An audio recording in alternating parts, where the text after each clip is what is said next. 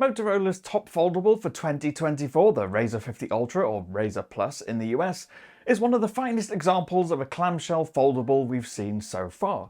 In fact, even compared to newer foldables like the Galaxy Z Flip 6, the Razr 50 Ultra stands out with its massive cover screen. The question is then, is this foldable finally the one that convinces you to switch from a traditional candy bar style to this new flexible style? I'm Cam Bunton from Trusted Reviews. Let's dive in. Now, the Razr 50 Ultra doesn't look all that different from the Razr 40 Ultra from last year, but considering it was a pretty slim, stylish foldable with vibrant colours and a big cover screen, that's not a bad thing. There are a few key differences this year, however, the biggest of which is that cover screen. It's gone from 3.6 inches to 4 inches, practically taking up the entire cover of the phone. But more on that experience in a little while. And like last year, the dual cameras are embedded within the display and still manage to retain that futuristic sci-fi look. With a range of colours finished with vegan leather, aka plastic-based leather, this is definitely a fashion-focused smartphone, especially when you add in the case and the strap that turns it into a mini shoulder bag of sorts. It's designed to look good and be a style item more than just a functional piece of tech. Each colour has its own unique texture, and yes, the box still reeks of perfume. Elsewhere, it's pretty much business as usual. The rounded edges and corners fit nicely into the palm of the hand, regardless of whether it's open or closed, complete with a power button that doubles as a fingerprint scanner and volume rockers on the right side, and it closes completely shut when folded. There are no gaps.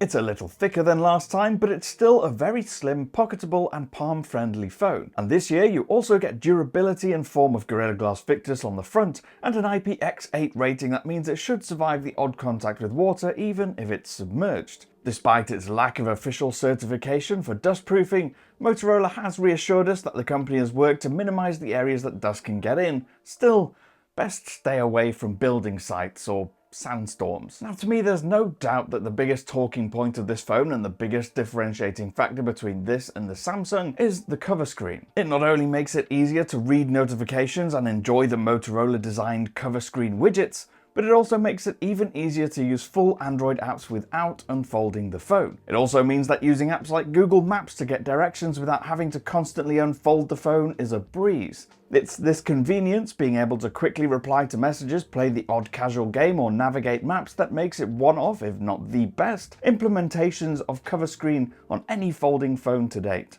You really can't overstate its convenience. Although those cameras do sometimes have a habit of getting in the way of any buttons or controls if you have the app displayed in full screen. The hinge has also been reworked, making it not only easier to open and close one-handed, but further reducing the crease on the inner 6.9-inch display. Of course, there is still a crease there, and you'll probably notice it in bright environments. You can feel it too, but it feels more like a slight bump than a canyon. At this point though, it's starting to feel like we'll have to make our peace with the fact that creases might never completely disappear. Speaking of which, the display is a whopping 6.9-inch POLED panel with 165Hz refresh rates and a 3000 nits peak brightness. And that brightness is important for outdoor use, especially since plastic builds of internal screens make it more reflective than your average candy bar glass phone. That, plus the combination of OLED's vivid colours and deep blacks and HDR10+ support, make the internal screen a solid option for scrolling through your TikToks, YouTube videos, or even something a little bit more long form like Netflix. In fact, the size makes it pretty wonderful for that.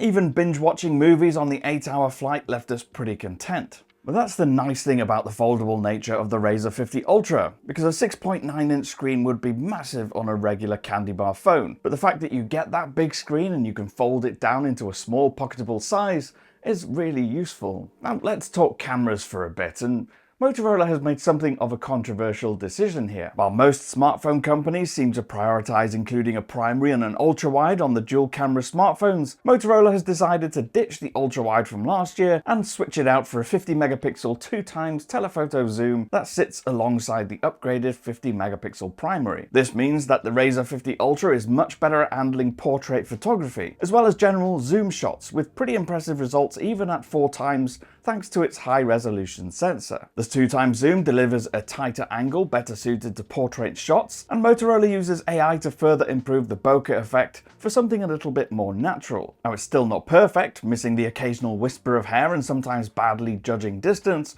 but results are decent enough. In fact, even in fairly low-lit scenes, it could take good-looking, sharp images at 2x zoom. Now, you won't be able to push it much further in low light without everything looking a little bit like an oil painting, lacking detail in areas, but it's a pretty solid offering for a foldable telephoto zoom. There is a trade-off for this lens though. Ultra-wide scenic shots that have become so popular in recent years are impossible. In general though, daytime shots are vibrant and detailed, and with the f-stop 1.7 aperture, close-ups get a natural bokeh without the need for software processing, though it can struggle a bit with particularly bright, vivid scenes like deep orange New York sunsets, which look significantly more red than orange with the Razr. You've also got two shooting modes to choose from, which are natural and enhanced, with the latter boosting elements like light and tweaking the colors to get what the AI assumes is the best look for your photos. If nothing else, it'll make images more eye-catching and vibrant, if a little less realistic. The AI is pretty helpful for taking night photos, but with the combination of wide aperture and OIS, the Razr 50 Ultra is perfectly capable of taking pretty high quality low light shots without it. And it does so without the over brightening you get from a lot of other night mode engines from other manufacturers. And of course, with clamshell foldable phones like this, using the camera isn't just about the results you get from it.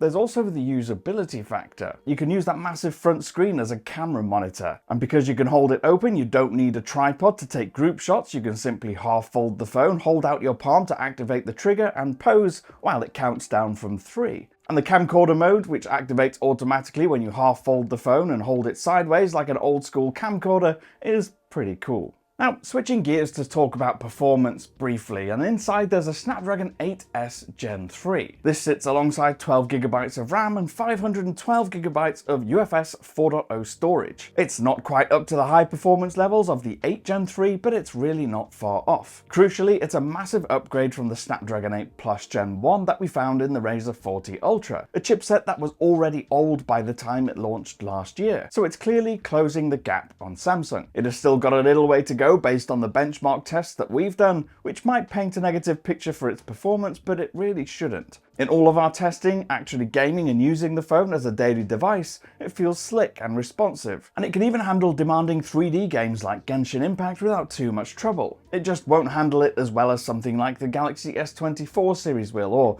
the new Flip and Fold 6 might. The Razr 50 Ultra also packs in a 4000 mAh battery, which, when combined with the power efficiency of the processor, Motorola claims has no issues lasting a full day. And based on our testing, that's an accurate, if underwhelming, claim in this new world of two-day smartphones. In our testing, it made it to the end of the day without a top-up every day that we tested it, including a few very busy days in New York where Google Maps, navigation and cameras were constantly in use. It would be too much to describe it as a multi-day device, but there was usually between 10 and 20% left over on those heavier days, and that was with around 5 hours of screen on time between the cover and the internal screen. But because the battery is pretty small, the 40-watt fast charging capability means it can gain about 62% in half an hour plugged in, and can fully charge in under an hour. Like everybody else, Motorola has gone all in on AI. It offers AI-powered features like the photo enhancement engine, text-based image generation in the form of Magic Canvas, but there is more. You can, for example, use Gen AI to create a wallpaper that complements your outfit, and it's the first phone to run Google Gemini out of the box rather than Google Assistant. And it's optimized to make full use of that 4-inch cover screen. There are some additional features coming later in the year too. Unlike Galaxy AI & Co, there isn't a magic eraser type feature where you can remove people from the backgrounds of your photos, but it ships with Google Photos as standard.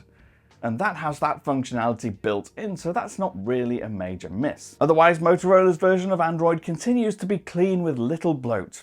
And where there are changes, they're usually for the better, like the flicking your wrist gesture to open the camera. The only chink in the Razr 40 Ultra's software then is its long-term support. The Razr 50 Ultra will only get 3 major OS updates and security patches for up to 4 years. That's about half the amount that you get on the latest Z Flip 6. Now in the end, Motorola has a bit of a winner on its hands with the Razr 50 Ultra. It not only fixes the few complaints we had about its predecessor, but it continues to improve in key areas like build quality and camera performance. The decision to ditch the ultra-wide for a telephoto lens is controversial, but that plays well into the selfie-first focus for clamshell foldables in general.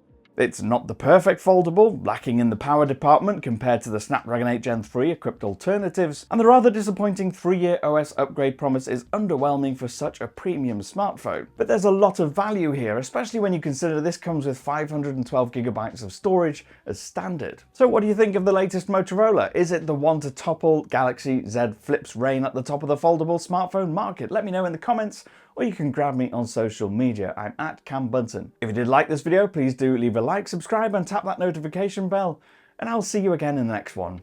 Thanks so much for watching. Bye bye.